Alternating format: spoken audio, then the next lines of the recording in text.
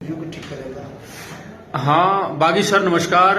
नमस्कार सर, महिला आरक्षण बिल पे आपकी क्या राय है? देखिए, महिला आरक्षण पर यह पूरी तौर से आजादी के बाद विधानसभा, लोकसभा, राज्यसभा, विधान परिषद में पिछड़े, दलित और अल्पसंख्यक समाज पूरी तौर से संघर्षरत है कि आजादी के बाद हमारी भागीदारी सुनिश्चित लोकतंत्र में होनी चाहिए।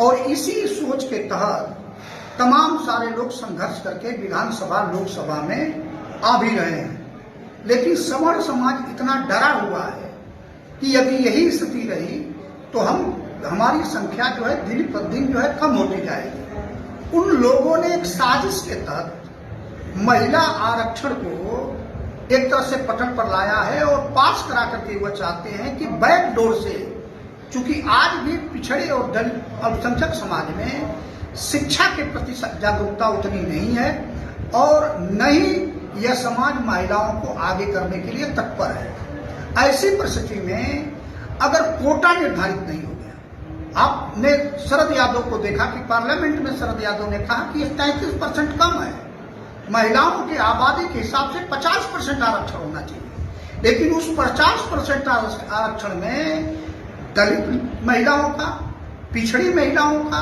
और अल्पसंख्यकों का कोटा निर्धारित हो जाना चाहिए कि इस कोटे से इतनी महिलाएं आ जाइए। आप ही बता दीजिए कि वह महिलाएं, कोई सुषमा स्वराज तो पार्लियामेंट में चली जाएंगी, कंगना रनौत तो पार्लियामेंट में चली जाएंगी, हेमा मालिनी तो पार्लियामेंट में चली जाएंगी, लेकिन गांव में जो कटवरिया है वह पार्लियामेंट में कैसे जाएगी? जो समाज जो है पूरी तौर से वंचित है, आदिवासी समाज जो पत्तन तोड़ करके जीवन यापन करती है महिलाएं, वह पार्लियामेंट में कैसे जाएंगी?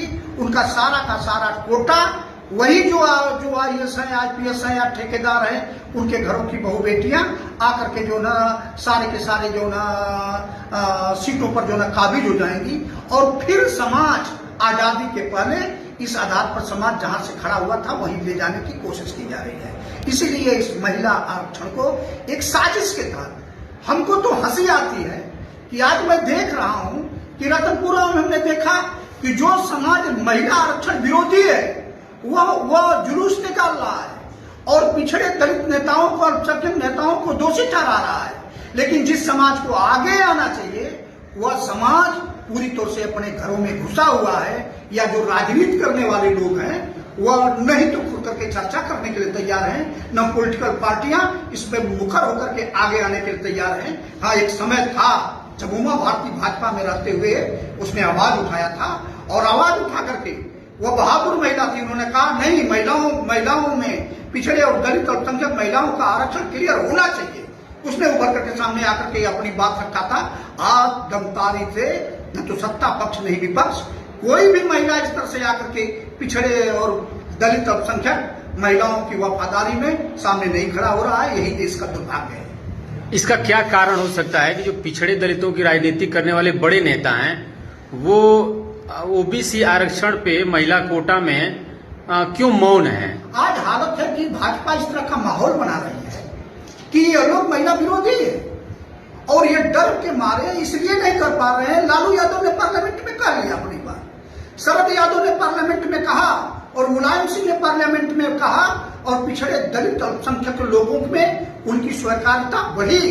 लेकिन आज जो डरे हुए लोग हैं, कहीं यही महिला आरक्षण बिल इनके खिलाफ में चला जाए। इसलिए मैं कहना चाहता हूं कि जितने भी पिछड़े दलित अल्पसंख्यक और बौद्धिक समाज के लोग हैं उनको आना चाहिए और इस बात की बहस चलाई जानी चाहिए कि यह भारतीय जनता पार्टी यह महिला विरोधी पार्टी है, यह महिलाओं का हित नहीं चाहती है। यह बाल कटी महिलाओं को जो रात में बैठ करके शराब पी सकती हैं, उस शराब पीने वाली महिलाओं को विधानसभा और पार्लियामेंट में बैठाना चाहती है।